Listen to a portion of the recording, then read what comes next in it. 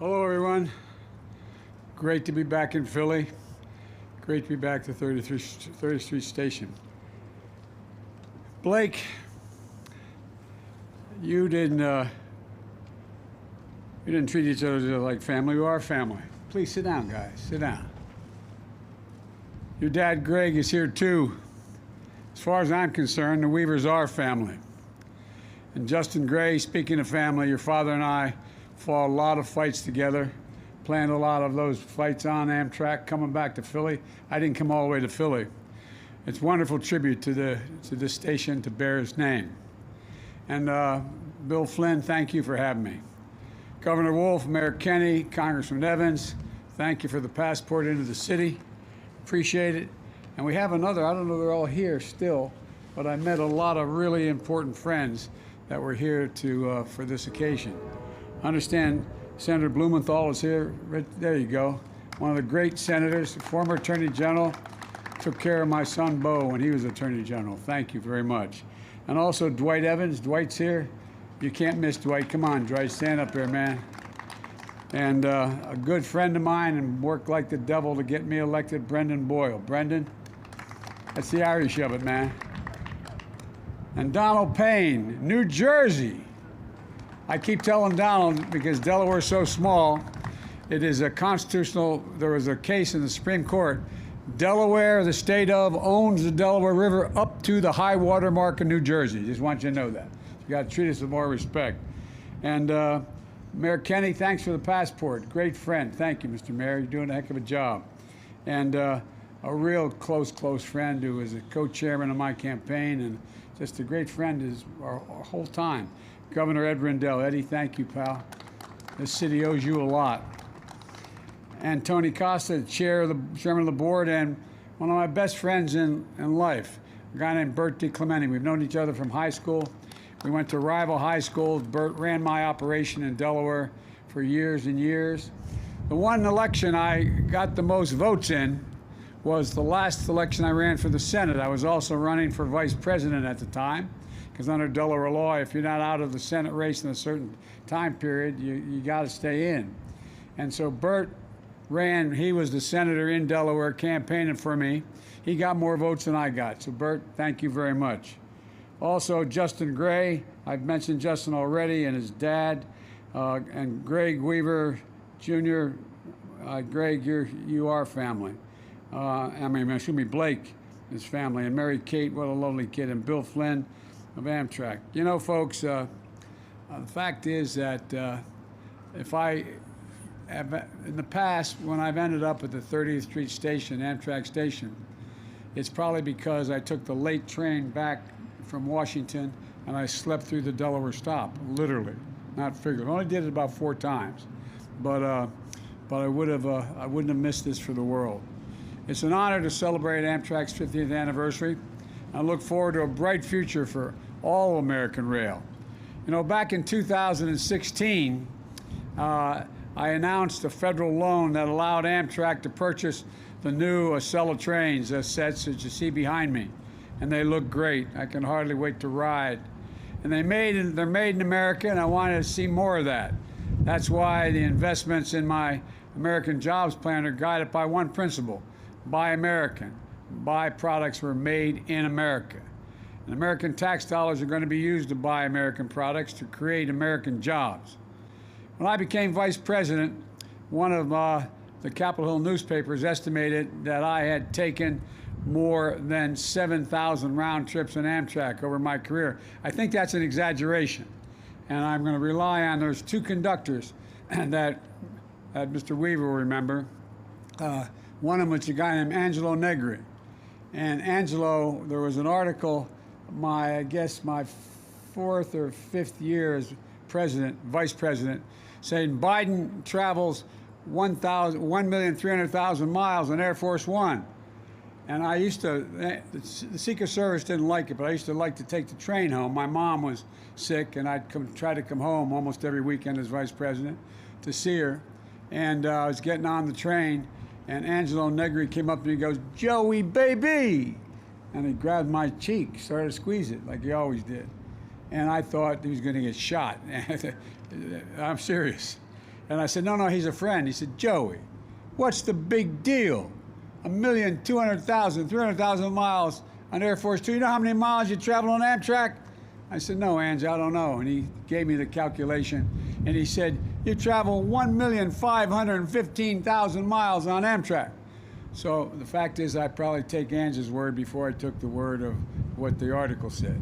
But the point is, in the process, as Conductor Weaver will tell you, Amtrak became my family. I literally every single day that I was in the United States Senate, got either the 728, it became the 732, and got home on. If I got lucky, I got the Metro that left. The last one left at 6, or I got the 730 coming home. And you get to know everybody. You get to know the folks. And I used to have a Christmas party for Amtrak employees at my home, and it got so big we ended up having a summer party because family and retirees kept coming back. I want to tell you, these guys and women, they work like the devil.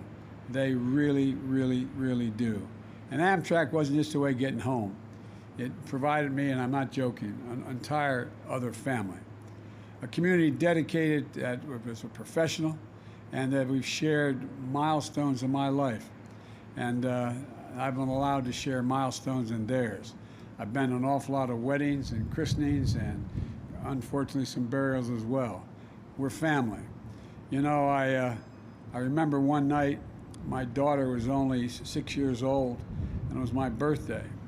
And we were voting. I went to Bob Dole, and I said, Bob, when's the next vote going to take place? He said, Joe, why? I said, well, my daughter is really upset I'm not going to be able to be home for the birthday cake she made for me. He said, what do you need? I said, I need just time to catch the 5 o'clock Metro, and I can get the 628 coming back. Because in the platform, just in Delaware, you walk from one side to the other. Got off the train. My wife Jill was standing there. My daughter had the cake with the candle lit. I blew them out, gave me a kiss, walked across, and got on the southbound. So it has been part of my life. I've been riding an Amtrak for almost as long as there's been an Amtrak. And I've come to see that Amtrak doesn't just carry us from one place to another. It opens up enormous possibilities. And especially now, it makes it possible to build an economy of the future and one that we need. Last week, I announced the target of cutting greenhouse gases and gas emissions in half by 2030. And most of those emissions in this country come from transportation. But if just 10% of the freight shipped and the largest trucks went by rail instead, we'd be removing 3,300,000 cars from the road, and we've been planting, is the same as doing that, or planting 260 million trees in America. And as I've said from the beginning, when I think about fighting climate change, I think about jobs. And rail, and hopefully the expansion of rail, provides good union jobs, good paying jobs. It also connects people to jobs and economic opportunities that can be reached from wherever you live.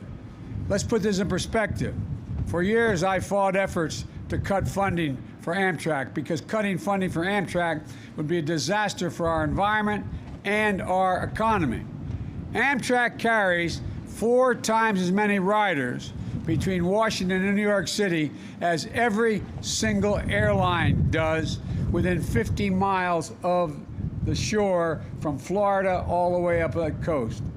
Imagine what we'd have to do a single day without the Northeast Corridor, for example, with Amtrak and the Northeast Corridor would cost the economy $100 million. If you shut down all passenger service on Amtrak's Northeast Corridor, the projects that compensate for the loss, you'd have to add 7 new lanes of highway on I-95. And consider that cost, average of $30 million for a linear mile on I-95. This is the bargain of bargains and bargains. It's economical and it's environmentally a lifesaver. That's why in my rescue plan, American Rescue Plan, we worked hard to keep Amtrak running. At the height of the pandemic, because we weren't traveling Amtrak, furloughed 1,200 employees. And we were able to provide emergency relief to keep rail service running, and we've now brought back 1,200 union workers who had been furloughed. And by the way, you get a union wage, not $15 an hour. a prevailing wage. But we have to do more than just build back. We have to build back better.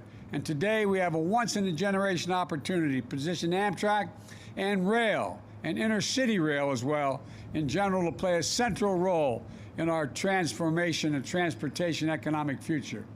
To make investments that can help America get back on track, no pun intended. Before the pandemic hit, Amtrak's ridership and revenues were on the upswing. The Northeast Corridor has been making money for a long while now, but last year, the whole of Amtrak's system was projected to break even for the first time in history, but then we had the pandemic. But there is still a huge backlog in deferred maintenance, huge need to modernize our trains, our stations, our bridges, our tunnels. Well, we're talking about critical jobs like the Hudson River Tunnel, the Baltimore Potomac tunnels, and the Susquehanna River Bridge. In my American Jobs Plan, I propose spending $10 billion a year on passenger rail and freight rail. Of this, 2/3 would support existing Amtrak routes, including the Northeast Corridor, but nationwide. And we're talking about union jobs, as I said. And we're taking care of the riders, laying track, wiring switches, fixing bridges, tunnels, modernizing stations, and repairing and rebuilding this vital infrastructure. This would allow for the potential to expand passenger rail service. Imagine a 2-hour train ride between Atlanta and Charlotte, going at speeds of 220 miles an hour, and 2.5-hour trip between Chicago and Detroit, or faster and more regular trips between Los Angeles and Las Vegas, a route that I imagine could be pretty popular on Fridays. Bill, as you've said, your vision for Amtrak calls for a new intercity rail service, up to 160 previously unserved communities being connected. Think of what it will mean for opportunity if we can connect Milwaukee to Green Bay to Madison, Scranton and Allentown to New York, Indianapolis to Louisville, and much, much more. It's going to provide jobs. It will also accommodate jobs. And what this means is that towns and cities that have been in danger of being left out and left behind will be back in the game. It means families don't have to sacrifice the cost of living or quality of access to opportunity that sometimes only occurs if they live in a big city. We have a huge opportunity here to provide fast, safe, reliable, clean transportation in this country. And transit is part of the infrastructure. And like the rest of our infrastructure, we're way behind the rest of the world right now. We need to remember we're in competition with the rest of the world. People come here and set up businesses. People stay here. People grow because of the ability to access transportation, access all the infrastructure. It's what allows us to compete. And with the rest of the world, to win the 21st century, we've got to move. China already has 23,000 miles of high-speed rail, 220 miles per hour, 2/3 of all the high-speed rail in the world, 220 miles an hour. And they're working on transit on trains that can go as high as 400 miles an hour. We're behind the curve, but folks, as I said the other night, America's on the move again. We need to remember that we're in the United States of America. There's nothing beyond our capacity, nothing we can't do if we do it together. And we celebrate Amtrak's birthday. I was thinking about Amtrak's role, as I said, on my birthday when they allowed me to come home and blow out that candle. There's a lot of things that Amtrak does. And, you know, the fact of the matter is, if we were able to, which is now beyond the ability to pay for it, but if we're able to straighten out 3 curves from Washington to New York, you could make it from Washington to New York in 1 hour and 32 minutes. 1 hour and 32 minutes. Folks, there's so much we can do, and it has such an incredibly positive impact on the environment, incredibly positive impact on work, on opportunities. And again, all the things we have to do to put Amtrak in place and be one of the great contributors to our country is we have to invest. And so, you know, if you think about it, when I was vice president with Barack, he allowed me to put together a budget for Amtrak. And it had money for high-speed rail at 200 miles an hour from Charlotte. Another line going from in Florida down to Tampa. Another line. If we had moved, Gov, we'd have that tunnel fixed in New York now. The money was there to get it done. There's so much we can do, and it's the biggest bang for the buck we can expend. So on this momentous birthday of Amtrak, I want to thank you for making so many birthdays possible. I believe that the best days for Amtrak and for rail and for America are ahead. I really believe that, and I'm just confident. I'm confident we can get this done. And I must tell you, I'm anxious to see the new train. Thank you all so very much. God bless America, and may God protect our troops. Thank you, thank you, thank you.